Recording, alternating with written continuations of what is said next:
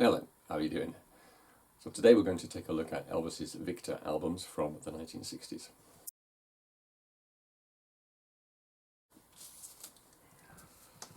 This is a Girl Happy cover from 1965, and you can see that the cover at the back has two foldovers at the top and at the bottom, also with cutaways in the center.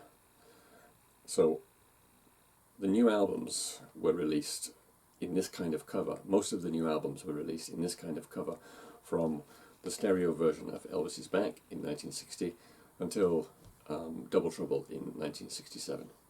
Most copies of Double Trouble actually have a thick card cover, laminated cover, but the first few copies came in thin covers like this. So they're fully laminated, and in Japanese they're called pera jake.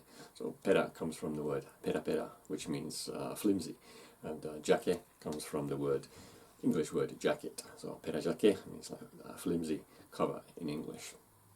And they're quite difficult to keep in nice condition. Alright, so this one is from 1965, and I'll just show you the album as well. So this is the Victor label design, and the stereo records all had this label design from well, after GI Blues, I think, until the last Black Label album, which would have been Speedway in 1968. So staying with this album, which is fairly typical, the titles appear in various places, the title of the album. So, of course, the English title remains the same, and the English title also appears on the spine. I hope you can see that. On the back cover, the title is in Japanese, so just up here. You can see some stylized Japanese characters here. That gives you the Japanese title, which is Florida Banzai. Okay, so sometimes the titles were the same as in English, but sometimes they were changed into Japanese.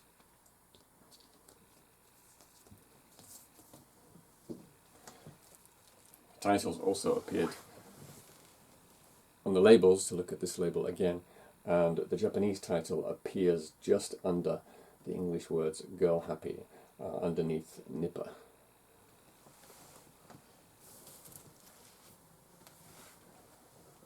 Now on the Obi, the titles appeared in Japanese on the Obi. Here's another back cover for you. This is Gold Records Volume 2, stereo copy from about 1962, I think. And on the back cover you can see the title is in Japanese. The number 2 is a giveaway. Basically the title is the same in Japanese as in English. Obviously, Gold Records Volume 2. プレスリーのゴールデンレコード第2週. And you can also see some more text underneath there with the number 6. I'm going to come back to that in another point later in the video. In 1960, Elvis's Back was released in Japan, just like everywhere else.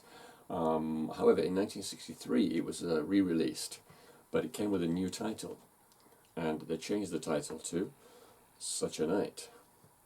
I guess the reason behind this was because Elvis had been back 3 years, so the title Elvis's Back must have seemed a bit out of date, so they changed it to Such a Night. Now, if you look on the back cover, you will see that the running order is also different from other countries. Side 2 becomes Side 1, and the lead track is Such a Night, followed by Soldier Boy. This is not something they did just for this pressing. It was actually the same from the very first pressing in 1960, which was called Elvis's Back, but still the lead track was Such a Night, the same as this pressing. And this album was available like this, as Such a Night, from 1963 until 1973, when it was re-released on RCA as Elvis's Back. The Elvis is Back album was released in both mono and stereo, as was Such a Night, the retitled version of Elvis is Back. And you can see in the top corner here the catalogue number RA5261. And in fact, mono pressings of Elvis's albums ended quite quickly in Japan. The last one was Funny in Acapulco in December 1963. So all new albums after Funny in Acapulco were only in stereo. And this is the design of the mono label. It's slightly different to the stereo one.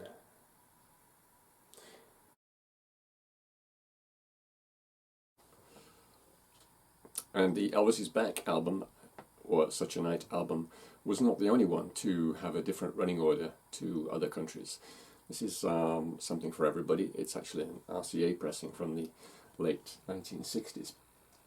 And what they did with this album, if you look on the back here, you may be able to see that the album begins with I'm Coming Home.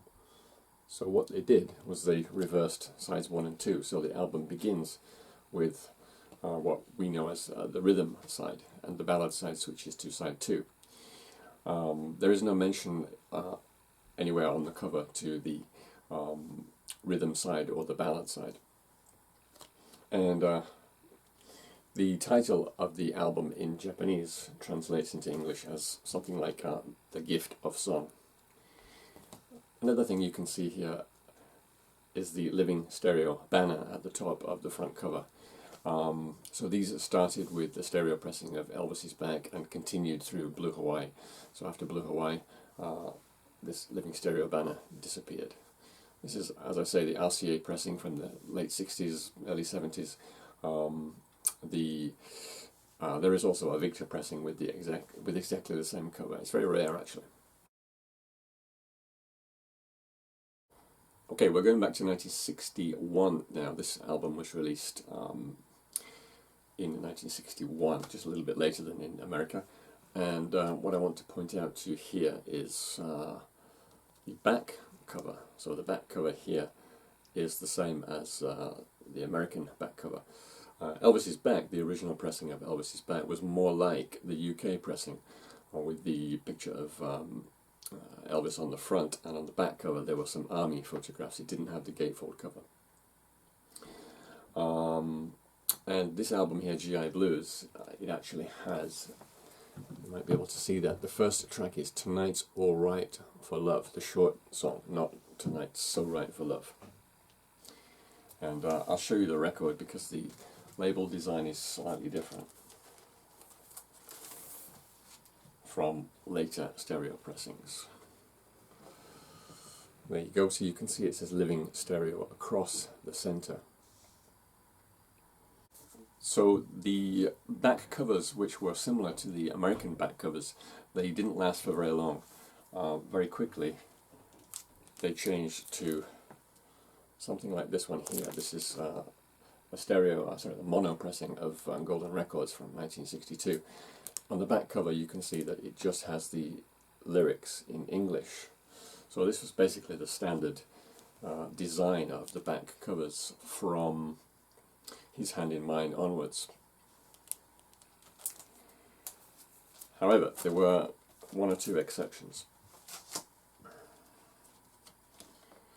For example, King Creole. This is also a stereo reissue from 62, around about 62, and you can see there are lyrics on the back there, but it also has some photographs at the bottom, and these photographs are actually different from the American pressing.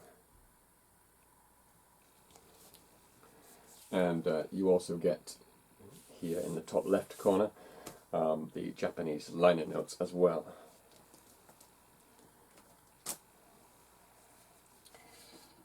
Another exception was the Girls, Girls, Girls album.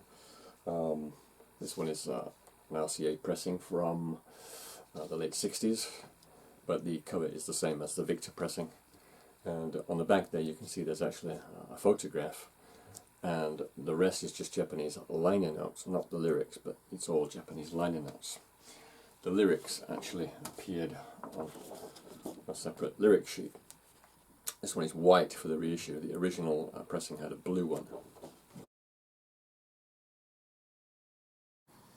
Okay, if we go back to this album and look at the price on the back cover, you can see it was priced at 2,000 yen in 1961. Now, if we just convert that using today's conversion rate, it would be about $18. But of course, back in 1961, 2,000 yen was not worth $18. And I'll just check my notes to tell you what it was worth. It was actually worth 11,400 yen, which is about $100.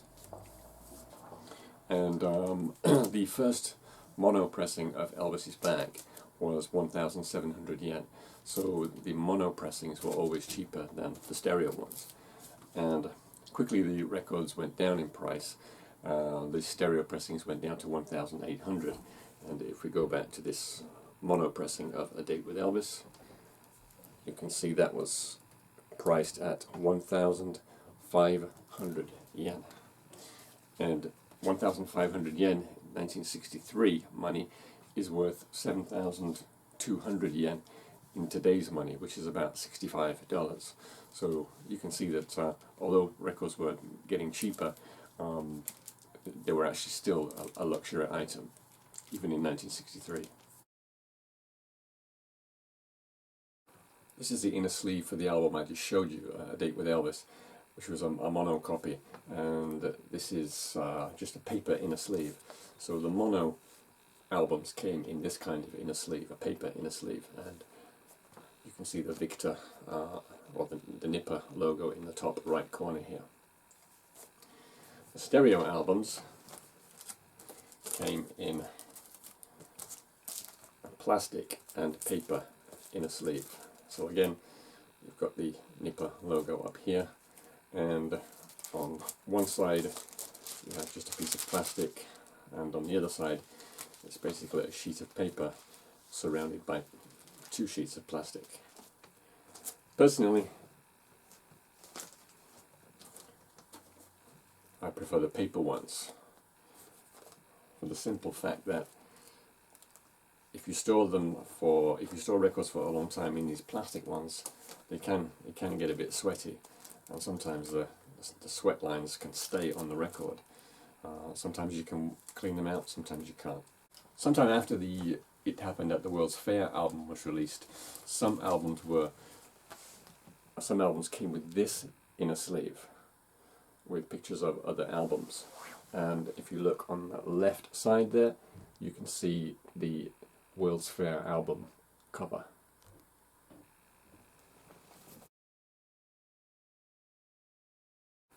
Okay, I'd like to return to something I mentioned about the back cover of this album. Again, if you look here, you can see a number 6 there. So on the back cover it says Presley Stereo Album number 6. And if we look at another stereo album from the same period, King Creole, and go to the back, you can see there it says Presley Stereo Album number 5. So what that refers to is a series of reissues that Victor brought out in 1962, 1963. Most of them were 1950s albums being released in electronic stereo for the first time. The two exceptions were Such a Night, where Elvis is back, and Golden Records Volume 3, which of course were released in true stereo.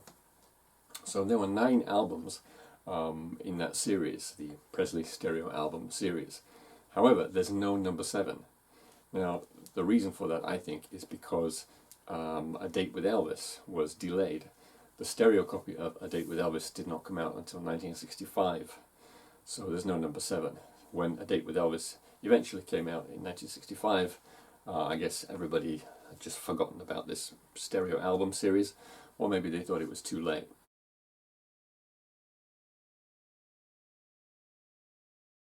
Okay, let's go back to this album now, A Date with Elvis, a mono copy, and if you look on the back cover here, you can make out the number 6. And if we go back to the mono copy of Such a Night, you can see the number 9 on the back. Now what that says is Presley album number 9. So the stereo series was Presley stereo album number 1 to number 9, and the monos were just Presley album number 1 to number 9. However, there's also an anomaly with the mono series as well, and that is this album here, Such a Night, and Golden Records Volume 3 are both Volume 9. So there is actually no number 8. You've got 2 number 9s, this one and Golden Records Volume 3.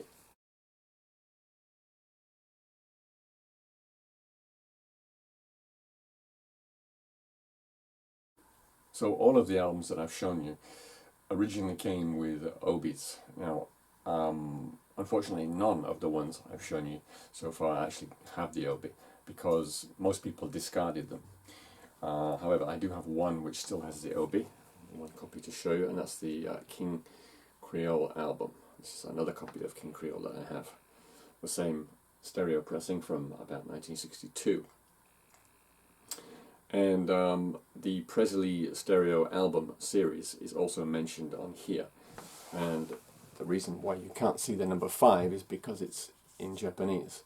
So the text here on the right side of the Obi says Presley stereo album number 5. In the middle of the Obi you have the title, King Creole. And I've just noticed something which I never knew before, so I'm learning things myself from doing this channel. At the bottom you can see it says here Super Record. Sorry, there we are, Super Record. And that logo also appears on the record labels. But I never knew what that meant, but apparently it means it's a record that doesn't attract dust. So the text just below the Super Record logo says a record that doesn't attract dust. Okay, I hope that was of some interest to you. Thanks for watching, and see you next time.